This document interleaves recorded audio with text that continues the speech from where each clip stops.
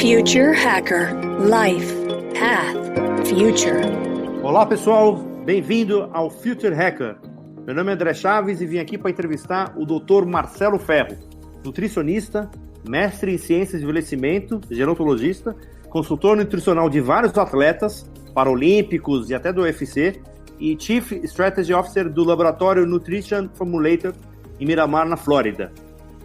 Dr. Marcelo, prazer em recebê-lo aqui no Future Hacker.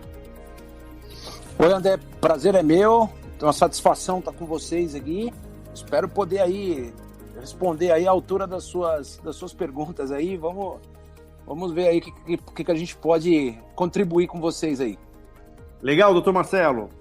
Temos como uma primeira pergunta aqui para você, na verdade, assim, até eu sinto muito lisonjeado, que é o segundo gerontologista que a gente tem aqui no programa.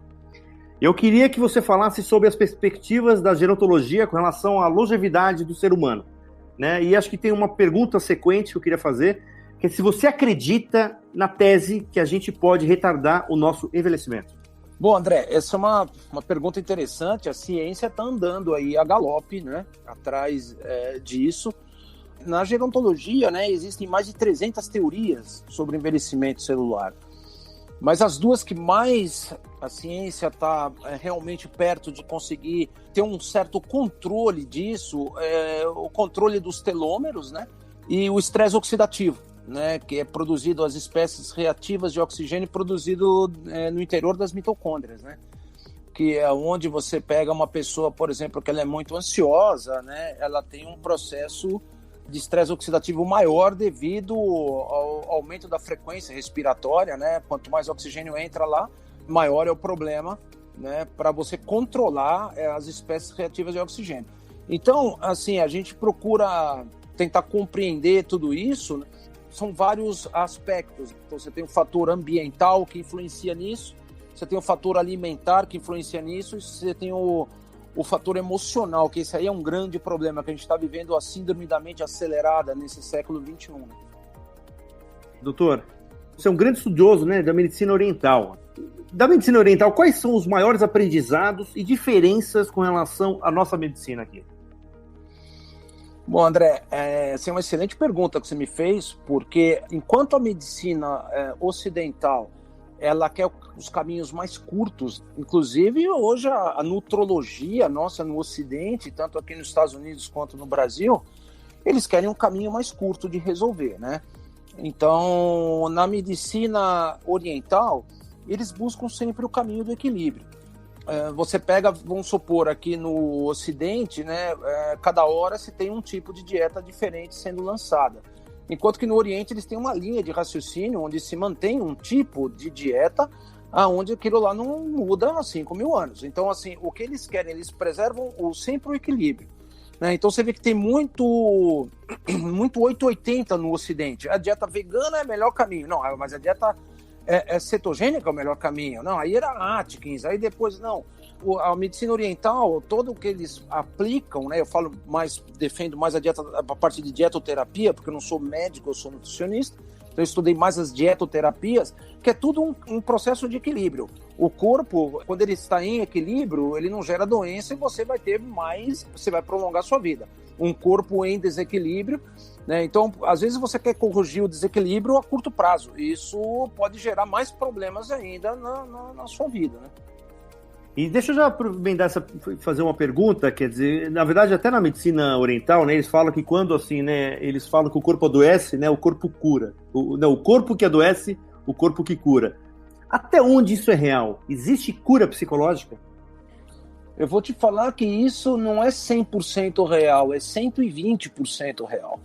Eu, no Brasil, cheguei a tratar mais de 6.000 pacientes. Entre trabalho profissional em consultório, auxiliando algumas ONGs, trabalhos voluntários também em alguns outros lugares. Então, assim, eu fiz um cálculo do que eu tinha de cadastro, que eram praticamente 5.000 pacientes, mais o que eu fiz fora. E a gente percebe que quando você atende um paciente que ele tem câncer, por exemplo, isso é uma característica de um perfil emocional muito similar dos pacientes. O diabético também. Na medicina oriental, na medicina tradicional chinesa, eles associam, por exemplo, a pele a problemas atrelados à respiração ao pulmão, os ossos aos rins. tendões e músculo ao fígado. Então, tudo isso, quando você começa a aprender um pouco essa medicina, você vê que tudo tem um fundo emocional aí. Então, quando você somatiza aquilo, eu conheço pessoas que se curaram de câncer porque mudaram o mental. Tem que ser uma mudança radical. Então, a doença, ela vem pela mente. E isso, tanto a medicina Ayurveda, que não é muito minha área, que eu não estudei, mas a medicina tradicional chinesa foi algo que eu fui um pouco mais a fundo, eles falam isso que você está me perguntando e eu concordo isso plenamente. Você vê que as pessoas, quanto mais se busca uma solução na comida, colocando crenças na cabeça, né, o que faz mais mal para você, a crença que você tem que a comida é ruim, do que a própria comida ser ruim. Isso a gente consegue observar isso empiricamente e isso a ciência está começando a mostrar hoje. O que nós percebemos agora é que os protocolos utilizados em países como China, Índia, né, em mais de 5 mil anos, estão começando a fazer sentido hoje nos Estados Unidos. Você que está hoje radicado nos Estados Unidos, né, consegue comprovar isso, né? Uma coisa engraçada, assim, da experiência que eu tive aqui já há 3 anos, é que, por exemplo, a parte da nutrologia no Brasil, ela está muito mais avançada do que aqui nos Estados Unidos. Tá? Eu me sinto extremamente confortável de falar isso. Os melhores profissionais na nutrologia estão no Brasil, no mundo. O que está acontecendo aqui nos Estados Unidos é o seguinte, eu como trabalho hoje como um consultor científico de um laboratório nutracêutico, né, em elaboração agora de plantas medicinais, o que está acontecendo? A indústria ela está começando a perceber que os fármacos químicos, a parte de remediação, está levando a um problema muito sério de saúde aqui nos Estados Unidos. No entanto, que a terceira maior causa de morte nos Estados Unidos, né, isso foi documentado, não sou eu que estou inventando, é erro de prescrição de fármacos por médico, erro de diagnóstico médico. Então, eles abriram uma lacuna nos Estados Unidos muito interessante aqui. Você tem, por exemplo, a linha de patentes dos nutracêuticos, que são formas de coenzimas inventadas e criadas e tudo mais, e você tem a linha das patentes dos fármacos. Agora abriu uma lacuna, tendo em vista desse poder das plantas medicinais que vem do Oriente, da medicina tradicional chinesa, da medicina Ayurveda, chamado Botanical Pharmaceutical, uma lacuna que está sendo criada, onde vai permitir patentes com plantas medicinais que tratam doenças, desde que você prove isso com ensaios clínicos. Doutor Marcelo, eu queria fazer uma outra pergunta agora, saindo um pouco do campo, né, da nutrição e indo para a parte, né, vamos supor, de cirúrgica, né? Então, assim, por exemplo, a operação bariátrica.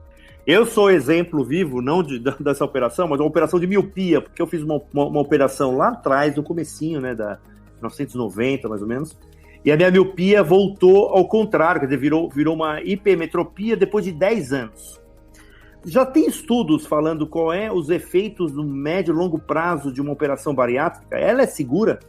Eu acho que abrir o corpo não se deve abrir, em hipótese alguma. A não ser que você, o último dos últimos casos, você abrir o corpo. Então, o que leva uma pessoa a ter um distúrbio hormonal, um distúrbio de obesidade, uma síndrome metabólica, é o estilo de vida. Eu vou voltar a colocar esse tripé, que é o fator ambiental, emocional, alimentar. Uma coisa leva a outra. É algo curioso de você ver que cada vez mais se tem informações de dieta e cada vez mais pessoas obesas. Né? Cada vez mais você tem medicamentos sendo lançados e cada vez mais pessoas mais doentes. Cada vez mais técnicas de meditação, isso cada vez mais pessoas com síndrome do pânico, esquizofrênica, está aparecendo. Eu não concordo com cirurgia bariátrica, tá? Porque a parte do você ter um apetite desordenado, isso tem a ver com um hormônio chamado leptina. Então não adianta você operar o estômago se isso está no seu cérebro. Você entende? Então, assim, tem várias coisas que a gente ainda não sabe. Por exemplo, essas terapias de reposição de hormônio, a gente não sabe o que isso vai acontecer a longo prazo. O único trabalho que eu conheço sobre longo prazo são aquelas cidades centenárias que as pessoas vivem, ultrapassam 100 anos de forma extremamente saudável, que são 5 cidades-pontos no mundo, que seguem uma dieta muito similar, em comum entre eles, que é Okinawa, Sardenha, Lama Linda, e tem mais dois locais que eu não me lembro qual que é o nome agora. Então, tudo isso que você está me falando, cirurgias, isso daqui a pouco a gente vai ver. Na década de 70, a manteiga era um vilão. Agora a gente vê que a manteiga ela ajuda na formação do butirato no intestino, que protege com um monte de doenças, né? Aí agora o carboidrato está sendo o vilão. Daqui a pouco a gente vai ver que o carboidrato não é esse vilão todo. A gente vai aprendendo com o tempo, com os erros. Legal. E eu queria saber um pouco mais, doutor, sobre essa Blue Zone Diet, né? Que é o estilo, né, de se alimentar que vai mudar completamente a forma, né, de enxergar a nutrição, né? Explica um pouquinho pra gente e pra nossa audiência o que é o Blue Zone Diet. O Blue Zone Diet é exatamente a dieta utilizada nessas cidades que eu estou falando. Se você pegar meu Instagram, há uns 4 anos, eu postei alguma coisa curiosa sobre isso e agora veio um pesquisador, ele foi fazer uma avaliação e o estilo de vida dessas pessoas, da Blue Zone Diet, não é nada mais do que o estilo de vida que esses locais onde as pessoas passam dos 100 anos têm em comum. É uma dieta com baixa, não é uma dieta vegana, tá? É uma dieta com baixa ingestão de proteína animal, baixa. É uma dieta com alguns alimentos, muita verdura, vegetais, né? Muitos grãos de baixo fitato. São dietas com zero alimento refinado, né? E processado. E você começa a perceber que, assim, muita atividade de interação em cima do alimento que você mesmo cultiva, porque isso, os veganos alegam, não, o animal sofre, uma planta também sofre do mesmo jeito. Essas pessoas nesses locais, parece que eles têm uma interação com o alimento. Isso que os índios antigamente faziam, aqui nos Estados Unidos é muito comum você ver algumas culturas ainda indígenas que eles tinham respeito pela natureza. Esse desrespeito acaba gerando, porque a gente quando estuda uma disciplina da bioquímica chamada bioenergética, você vê que tudo aquilo que te fornece uma energia, aquilo tem uma interação com você de alguma forma, né? Então, isso começa num respeito que você tem ao ambiente. Por isso que eu falo, de novo, no tripé, o fator alimentar, ambiental e emocional. Se você tem isso muito sólido no ambiente que você vive, da forma como você cultiva e você se alimenta, há uma tendência do corpo viver muito mais tempo, porque a célula, fisiologicamente, se você colocar uma célula in vitro, qualquer célula do corpo, ela vai viver 120 anos. Se você isolar, botar ela num ambiente puro e isolar as emoções dela, ela consegue viver 120 anos. A gente vive 80, né, que é a média, porque a gente tem um monte de problema que a gente traz de carga emocional de ancestrais. Esse é o problema. Aproveitando exatamente quando você falou essa parte, né, da alimentação, do equilíbrio, essa é a dieta que você faz, teoricamente, para atletas de grande rendimento, né? Você, inclusive, faz a consultoria para a parte de atletas paralímpicos, né, para atletas do UFC. Exatamente você tentar chegar nessa parte do corpo e da mente em harmonia? Essa é uma excelente pergunta também, André. A gente começa a perceber que uma dieta heterogênea, né, uma dieta de muita combinação de alimentos, de características de pH muito diferentes, rouba muita energia do corpo. Então, um atleta, o que ele precisa? O alimento é a gasolina. Então, se você vai perder energia para digerir o alimento, né, nós temos 3 estágios de metabolismo. O primeiro é digestão e absorção. Se você não conseguir mobilizar alimento mais rapidamente para o sistema, esse atleta ele vai perder energia para fazer a digestão. Então, tem, por exemplo, digestão de alimentos, né? Você tem certos tipos de digestões, né, que são diferentes. Por exemplo, carne vermelha. Você, para quebrar os aminoácidos todos da carne vermelha, você leva em média 5 horas. Né? Não estou falando para eliminar resíduo, não, para absorver todos esses aminoácidos. Se você começa a colocar muita mistura junto com essa carne, essa digestão pode subir para 8, 10, 12 horas. Então você vai, assim, dobrar o tempo que você já poderia estar colocando todos os aminoácidos no seu sistema. Então isso você atrasa a entrada de nutriente e você provoca um desgaste energético sem necessidade. Então, o que a gente faz com o atleta? A gente procura se preocupar. Que tipo de enzima, que ambiente que essa enzima ela trabalha para digerir certos alimentos? É um ambiente alcalino, é neutro ou é ácido? E você jamais conflitar alimentos que necessitam de um ambiente ácido com alimentos que necessitam de um ambiente alcalino. Por quê? Se você conflita isso, é que nem você tá, por exemplo, você num elevador e o Carlão também está com você. Ele quer ir para o 12º andar, você quer ir para o térreo, vocês estão no meio do caminho, no 6º, 7º andar. O elevador vai ter que decidir para onde ele vai, ele não consegue ir para 2 caminhos ao mesmo tempo. Na lei da física é assim, e na lei da química é exatamente assim. Ou você mobiliza a sua digestão para um lado, ou mobiliza para o outro. E quando você escolhe o lado que o ácido predomina, o que acontece? Ou se você pega, por exemplo, os carboidratos, eles digerem em ambiente alcalino, não existe enzima que quebra carboidrato em ambiente ácido, por isso que não existe amilase no estômago. Então a gente tem uma mania de combinar alimentos tudo errado. Aí o que acontece? Os carboidratos, quando param no estômago, se você depois me permitir falar como funciona o sistema de inteligência entérico, gastrointestinal, por exemplo, é um negócio maluco. É um sistema, é um cérebro à parte. Então, porque você libera hormônios locais de acordo com o alimento que chega no local. Então, quando você come uma carne, você fecha uma válvula chamada pilório que está no fundo do estômago e você segura qualquer outro alimento ali naquele estômago no ambiente ácido. Se os carboidratos são colocados ao mesmo tempo com uma digestão extremamente ácida, que é a da carne vermelha, o que vai acontecer? Você vai fermentar o açúcar, porque o açúcar em ácido ele fermenta, que é o caso dos carboidratos. E aí você começa a tirar, começa a criar toxina, perde nutriente e vai tirar energia. E o atleta não rende. É mais ou menos por aí o caminho.